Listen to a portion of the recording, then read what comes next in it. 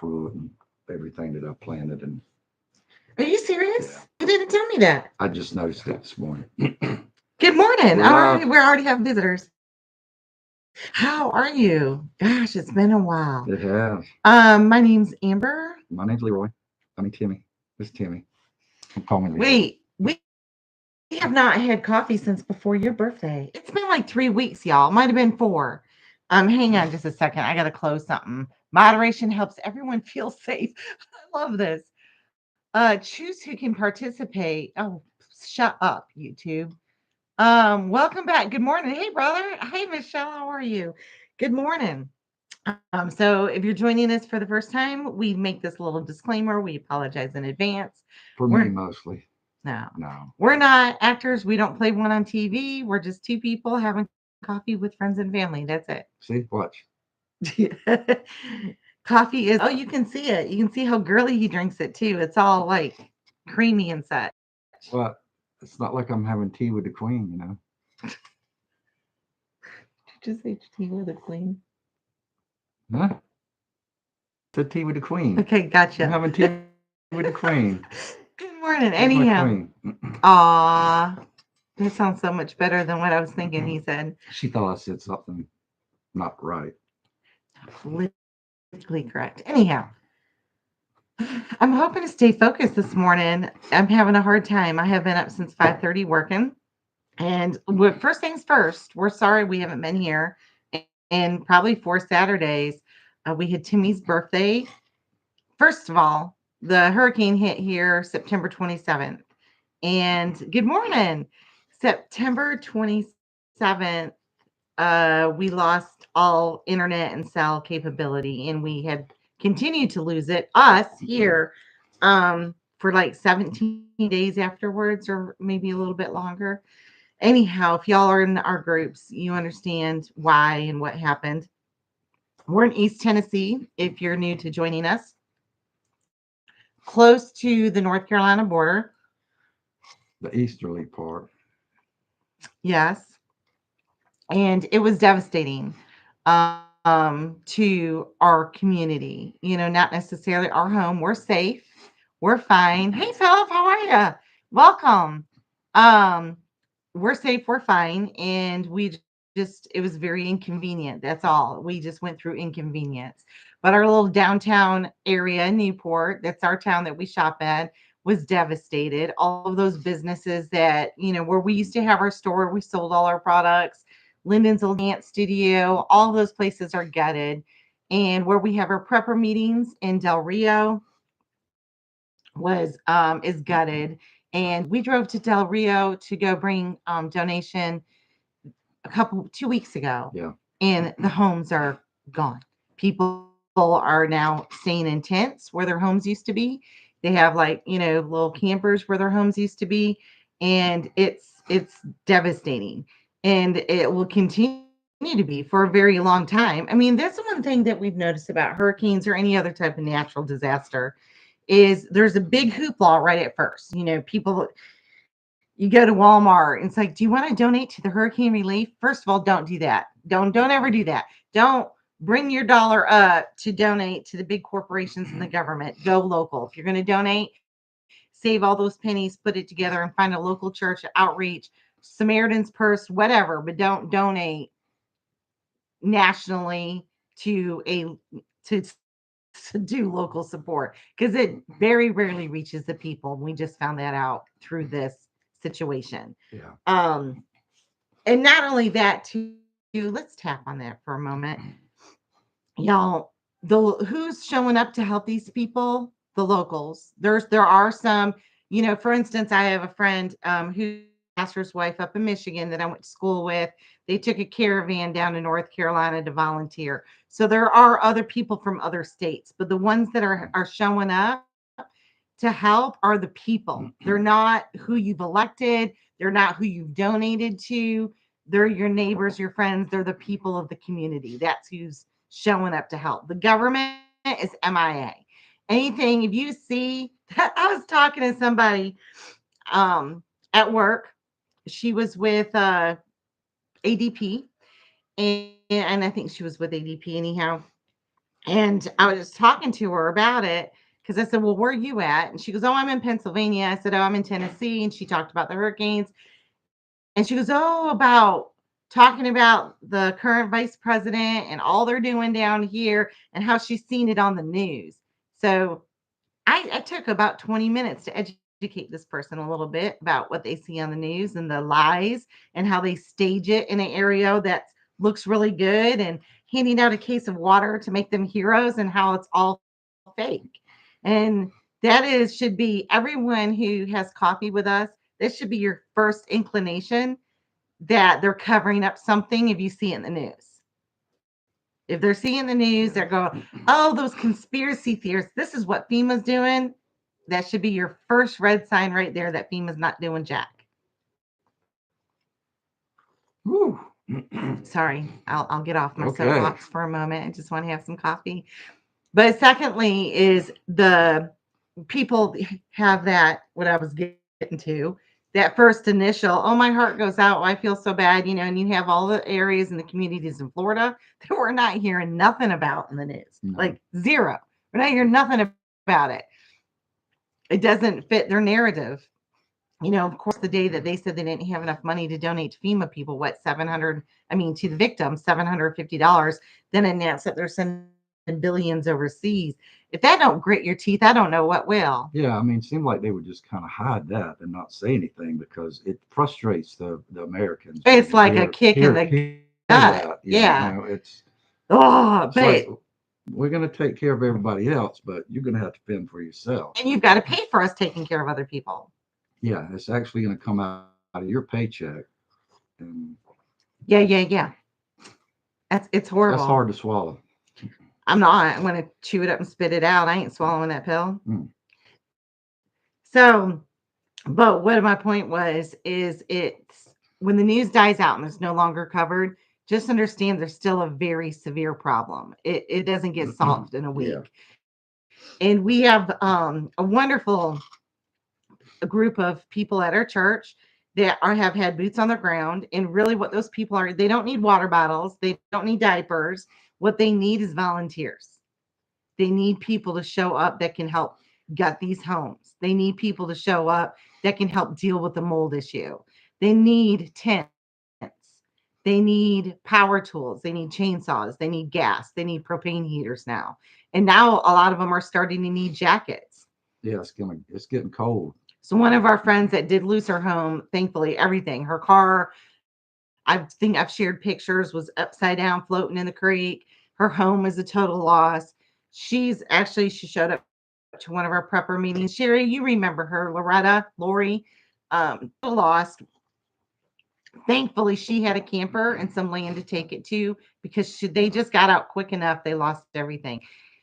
And y'all, this has never happened before like this. They say something close to it over 100 years ago.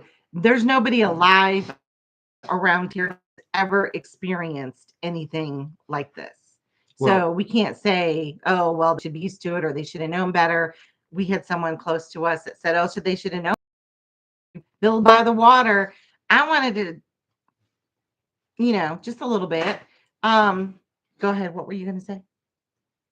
You mean a storm that actually took the same track and came through the middle of Tennessee? It's such a big middle, but yeah. Or through, yeah, not the middle, but through French Broad River and all that. Yeah. Yeah. And there was nothing, and they had very, very, very little warning. We knew it was going to be a storm, but it did more damage here than it did when it hit Florida, which is crazy. And we all know about what we think, what our conspiracy theories are about this storm. Well, yeah, usually storms, when they hit the coast, they don't go west. They don't go too far inland, and for a storm that big to pretty much just go over the land and stay there for that long is just it's crazy. It's amazing, and the rain that it produced and the wind. Wait a minute, I had a meme I wanted to share. I can't remember. Oh yeah. It said, if you happen to live on lithium-rich land, you may want to move before they hurricane you. There was actually the governor of North Carolina that made a statement that confirmed everything that we've been thinking, saying that it is not, they're not going to rebuild, and it's urging the people to take the buyout where their homes were. They just want you to leave. They want the land. They want the land. One of our friends that's in our Sunday school group, they have a home in Hot Springs, which is right over the border. I think it takes us like 45 minutes to get there. And that is the only way to North Carolina right now, through that little area. And he goes, and the road was washed out, and volunteers couldn't get there to help those that were trapped and everything.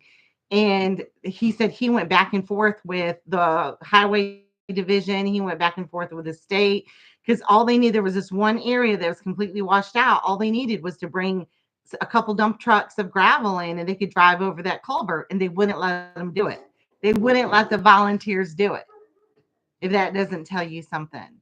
And then if you guys have seen it about Elon Musk trying to deliver Starlink to the people, and they wouldn't let him land the helicopter and supplies. Speaking of which, um, happy y'all are safe. Thank you, honey. And we are too. And it's just so crazy that we're dealing with more hurricane stuff in Tennessee and flooding than we've ever dealt with when we live less than 1 mile from the ocean. Yeah. That's kind of crazy, huh? But anyway, speaking of, so this is the weird thing that happened with us for not being able to communicate. We have Verizon, and we have a Verizon hotspot, just one of those little boxes that you buy. And that's how I'm able to work. And that's how we're able, there's no other cell service that works up here at all. And we have 2 accounts. We have a Verizon phone and a separate account for our hotspot. And daily, all day long while I'm working online, I'll take my computer and carry it around like the, Lion King and Simba, trying to find signal. And then I'll bounce back from my hotspot to my cell service. But I work, I get it done. It's aggravating, but I get it done.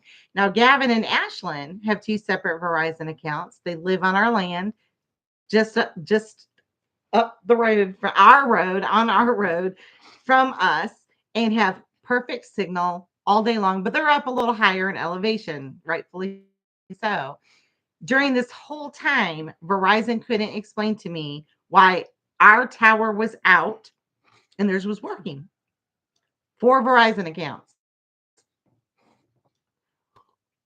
Theirs was working fine when they came to our house.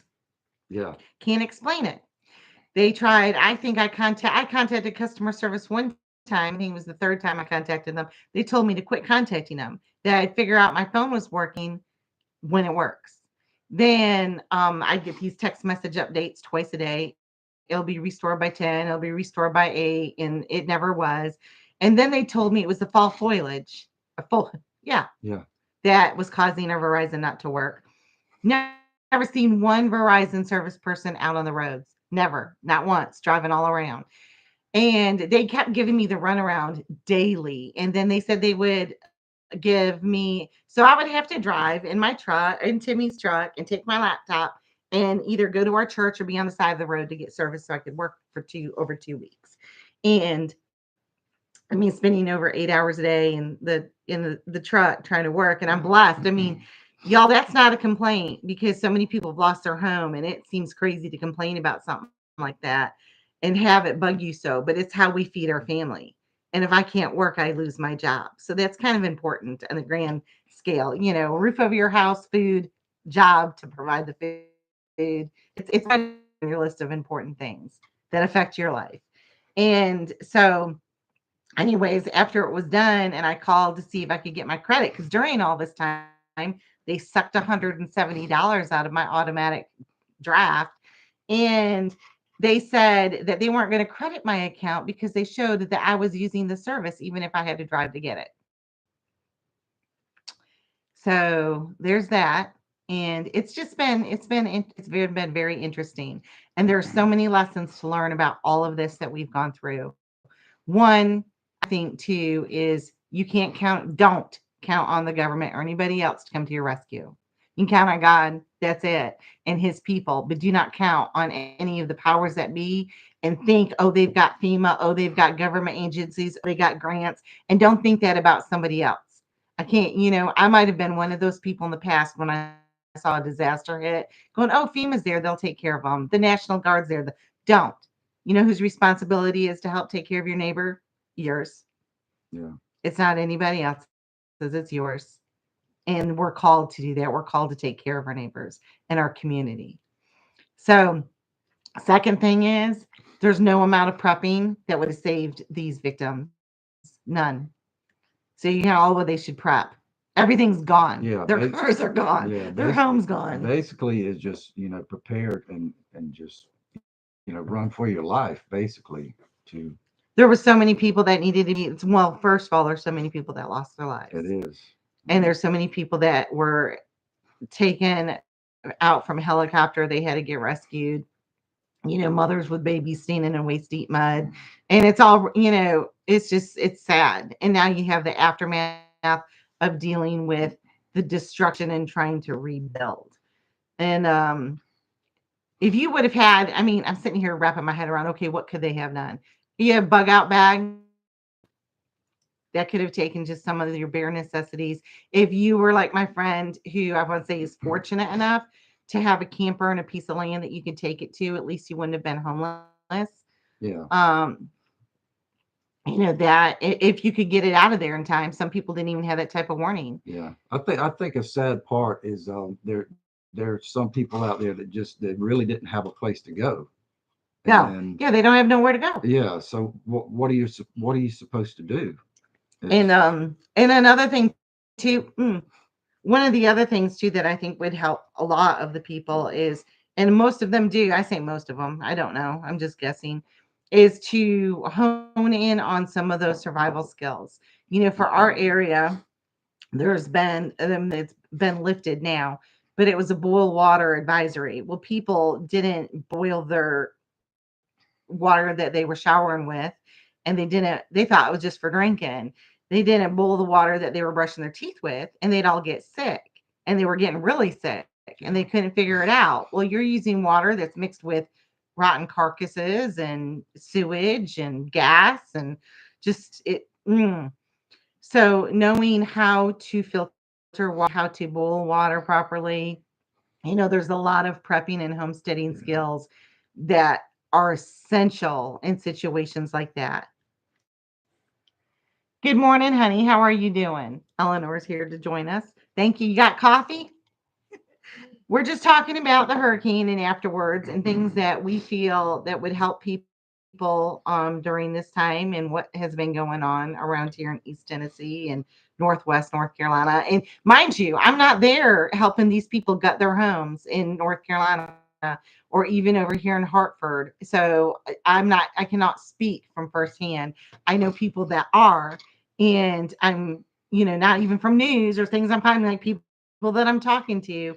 And so I'm passing on this information to you. And for those, we have several people in our Mighty Networks group, amazing group of people that have sent us funds, and they are getting delivered to the proper. A matter of fact, I talked to Pastor David yesterday, and I said I just received a donation and I need to get it to John. I'm not going to say his last name for privacy issues. Um, to make sure that it gets to the rebuild efforts or the deconstruction efforts for all of those that lost their homes. And he gave me his number to contact him directly, and we're going to be meeting him at church tomorrow to make sure he gets that money. And he's the one also that's asking for volunteers that they're dealing with mold issues. He said right now where they're at, they can't even get dumpsters. No one's picking up trash. There's no dumpsters to find. They can't get any. And so I mean, these people, he goes from 4 foot down, everything in their homes destroyed. He goes, and the mold's taking over faster than they can remove it. And the volunteers are exhausted and they're just gutting the whole thing down to the bare bones and getting it outside. And the people yeah. are starting to get sick too from dealing with these mold issues. Yeah. So continue to pray. Someone, I said something. I asked a girl who helps me post on my social media, can you post this? Because I don't have signal. I drove when I was driving it down. I said, and ask how they're doing in Florida because I couldn't reach my dad. We didn't have service at our house. And I said, I'm praying for him. Some smart behind. She goes, they need more than your prayers. I said, look, we're dealing with this right here in our own community. Prayers is all I got right now, and prayers are enough. Mm. And then I noticed the other day when I did get service, I looked back to see if she said anything. She removed her comment. Yeah, they do need more than prayers.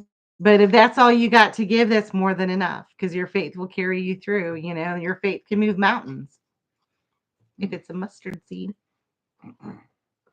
But we got so much more to talk about, y'all. But today, this is what the topic is. And again, people ask, why do you prep? Why do you homestead? Thinking that we're hicks, thinking that we're going back in time, thinking that we're crazy. They go through a moment like this. We don't seem that crazy anymore. Well, yeah, I mean, When you touch up a you know, coffee, go ahead. back in the day, it was about surviving and knowing the things that you need and having the preps. So But it's there's just nothing wrong with being in the world today and having, you know, be things to get you prepared. through tough times. And the old timers. I mean, my great grandmama, she did it, and it's something I really didn't pay attention to when I was young. But let me tell you We got here something. as quick as Yeah, it is. It's very important in today's world. well, I But don't think the importance ever stops. It just society makes you feel like it's no longer needed. It's yeah, outdated. yeah, like Amber said, society does make you feel like, oh, we've got it all covered. You can just go and Modern technology. buy whatever you need, and we've got you covered. But basically, it's really up to Do you you. want me to get you a touch of coffee? No, thank you. You want just a little heat up? Nope, All thank you. right. But thank you. Now, give me a little I got my coffee. kitchen stove going on there. Yeah, we got our wood cook stove going on. And that's another thing. So these people, they're like, we don't have water. We don't have a way to flush. They didn't know how to, sewage was coming up in their homes. Even the ones that didn't lose their homes, they didn't have power. They didn't have a way to flush their toilets. They didn't have water. And I saw panic all over. And y'all, if you've had coffee with us with any period of time, we call this every time we talk about prepping for peace. This is exactly what I'm talking about. They're panicking, they're scared. Yeah, If they had the knowledge, not that they have to use it every day, how to cook without electricity, how to go to the bathroom without a flushing toilet, what to do with the humanure, how to collect rainwater, how to filter it. All of those preps is so you can have peace in the time of chaos. And that's what I think that we're called to do as Christians is the world is going crazy. It's upside down, y'all. Upside down, backwards and twisted. And if people can look at us and go, how are you guys how do you guys happy? Don't you see what's going on in this world? Yeah. How are you smiling during all this? Because we have peace. It's not that we don't have stress, but we got peace in the time of chaos because we know God's got this.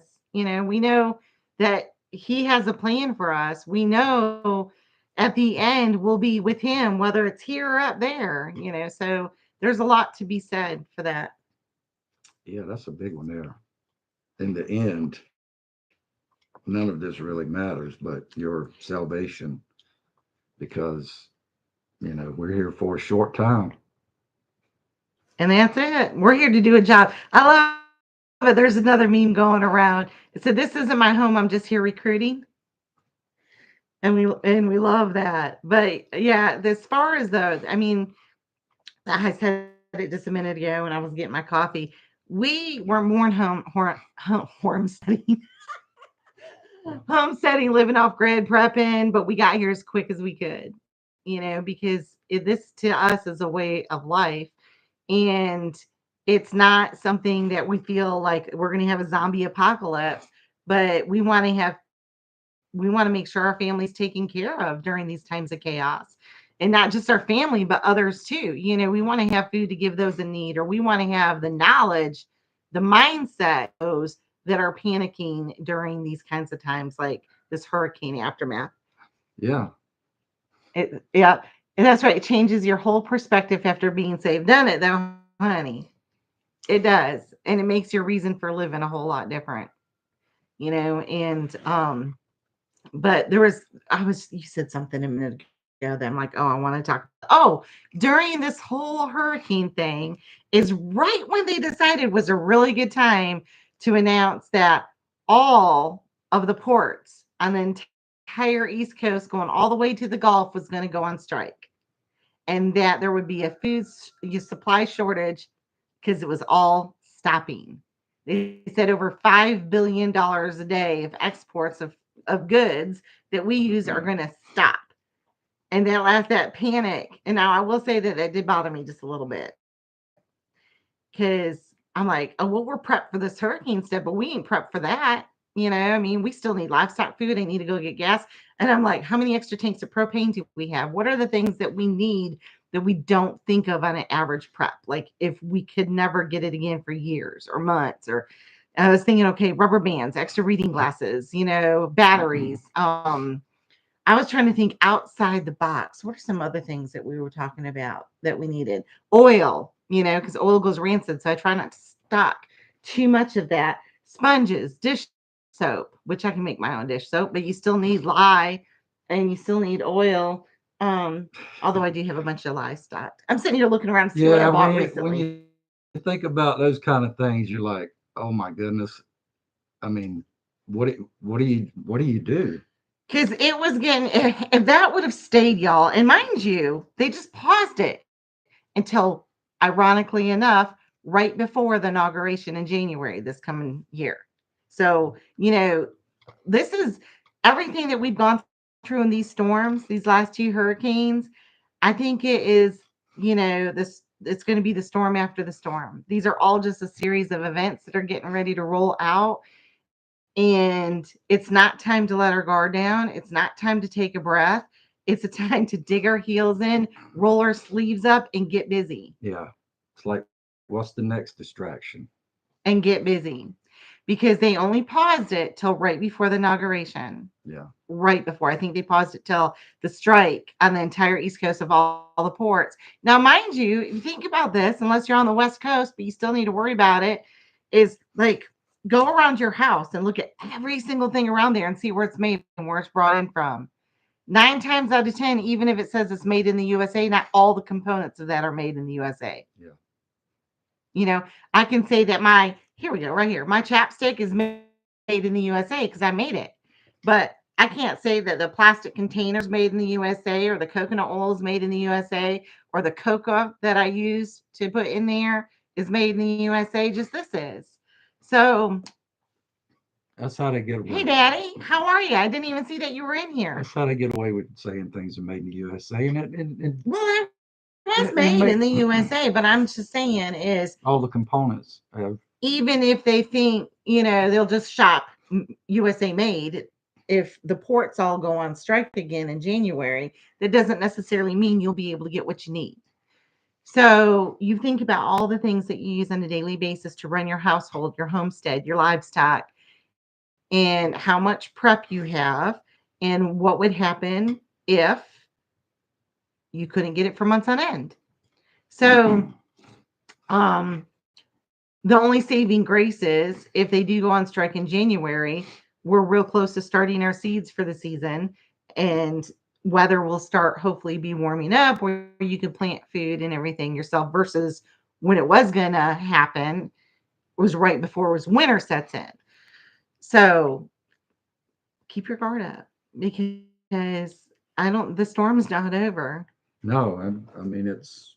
I guess one of the things that we've probably really embraced in our lifestyle now is just trying to do more with less, and just focus on our talents and our gifts that we've been able to use to survive, and you know not relying on so much of the outer part of the world to get things. And To have, to be comfortable in our yeah, lifestyle. I mean, look at all the time I have now. I don't have to shave anymore.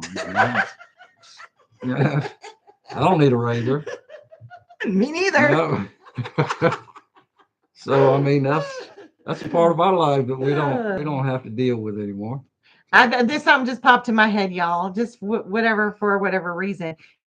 If you have something medical that you've been putting off that you need to get done, I I would strongly suggest getting it done before the holidays if you can.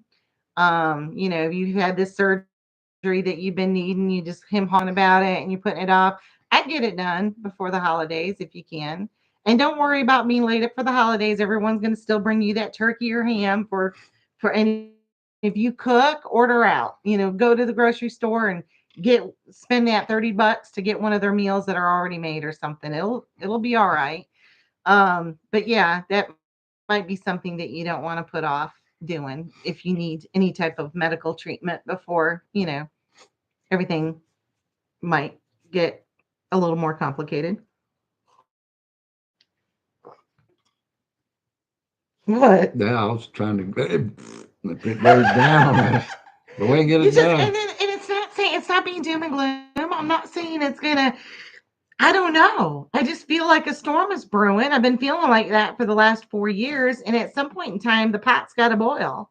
And if not, great. Praise God. Guess what? You're prepped. You're stocked for the next hurricane or rain or blizzard or snowstorm. You're prepped.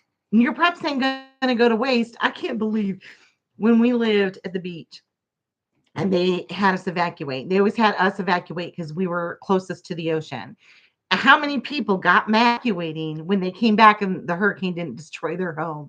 Seriously. And it's not that it didn't destroy their home. They're like, I can't believe they made us evacuate. Nothing happened. And I'm Yeah, like, it's like, okay. what? Do you want to come back to nothing? That's just kind That of would have made me. it worth it. Yeah, That would have yeah. made They it would have made worth it it. whether it's like I can see them right now. They come back, their house is gone. Thank God they had us evacuate. I'm just glad. Yeah, that's the only time you ever hear that. But But yeah, so that's the worst case scenario that could happen that to prepping is that you don't need them. Just use them. Rotate your stock, use it. See someone else in need, give them extra of what you have. So it doesn't go bad. That's what the downside. what did the National Guard do? They'd come by and tell you to take a Sharpie and Oh yeah, the write your Sharpie name. maybe no, the Sharpie came to our door. The Sharpie came to our door. The National Guard came to our door one time for evacuation, and we weren't leaving, and made us write our social security number on our arm with a Sharpie, so they could identify our bodies. That don't wake you up. I don't know will. Hmm. So I'm like, oh, okay, maybe we should leave. Yeah. Yeah, and the news obviously is going to make everything seem bigger. This hurricane that Milton that was coming at us at 5, category 5. Virginia, who lives in Miami, a friend of ours, and she's also in our group, Mighty Network group. She said the news almost seemed disappointed that it didn't come in as a Cat 5, that it hit as a Cat 3 or 2 Yeah. or what have you.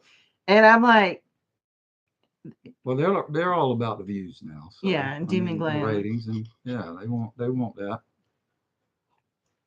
But anyhow, so that's it. We're gonna get going. We got so much to do, y'all. Oh, in our lives. Let's go about that a little quick. And then share about y'all. I mean, I haven't heard from anybody in almost 3 weeks. And so I'm trying to catch up with social media as much as time allows. I'm working several jobs still, and I fell behind on some while we were disconnected because I could only do so much for my truck. But yeah, drop a comment and let me know where you're at. If you're on the East Coast, if you were affected by the hurricane, or maybe you're not. You're getting ready for winter. Some of our members already had snow. We did have snow dusting at the top of the mountain earlier Yeah, this we week. It did. ain't there now, in the Smoky Mountains. But Lyndon is turning 13 November 1st. She's our last hurrah. She's becoming a teenager. If you've seen recent Yeah. pictures of her, you probably thought she already was one because she's taller than me and just beautiful and sweet. We're having a birthday party for her early because her birthday is so close to the election that we opted not to have it then, not knowing what the world was going to be like or what was going to happen. And rented a skate rink. So I should have pictures next week of this one putting on some roller skates. The bearded skater. I wanted to do the whole thing. We wanted to get him like tube socks. Y'all remember the kind that went up to your knees and those little tighty shorts and the headband, sweatband. If you're not from the 70s and 60s, We you call wouldn't them the remember Freddie that. Mercury's. The tiny shorts. Yeah. I don't want to see your heartbeat, honey. I just want to see you skate. But Little anyhow, bandana, so we're gonna get ready for that and that type of note. We have other things that we're doing around the homestead, but that's pretty much our focus this week is celebrating Linden. We like to do birthdays kind of large, and we think that celebrating one's birth is something that's important. Yeah, I got to dress up like a pirate. Oh yeah, Timmy was a pirate. We went to Pirates Voyage during all of this, and because we bought tickets over 2 months ago with the family and had a good time. Yeah, that Tennessee fried chicken, man, that is something else. But in the fall leaves are just now starting. We're getting cooler weather. We've been chopping wood. Timmy got a log splitter for his birthday. I got to use it. She's used it more than I have. I like it.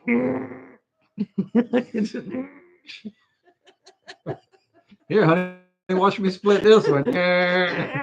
I can split wood. But it makes me feel a little bit more useful because I can actually be a part of it instead of going, honey, any more kitchen wood.